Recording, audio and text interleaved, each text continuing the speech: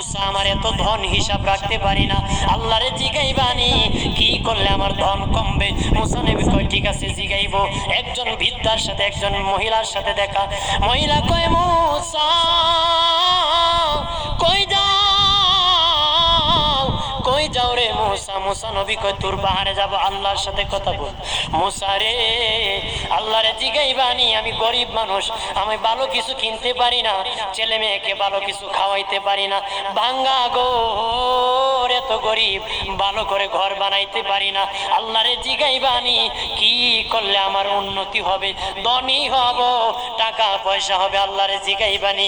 আল্লাহ মুসা নবী কয় ঠিক আছে আল্লাহরে জিগাইব তুমি কেমনে ধনী হইবা।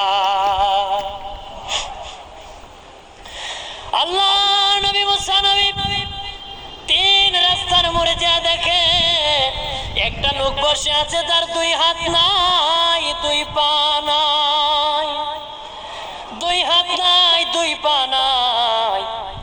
ওই লোক ডাক দিয়া কয় মুসা রে জীবনে কোনোদিন নিজে হাঁটতে পারি নাই, নিজ হাতে খেতে পারি নাই, কেউ খাওয়াইলে খাই নতুবা উপবাস থাকি, বৃষ্টি আসলে ভিজি সেখানে আমি আবার শুকাই। ও মুসা জীবনে কোনো কাজে দুনিয়ার লাগি নাই, আল্লাহরে জিগাইবানি কোন কারণে আমারে বানাইছে।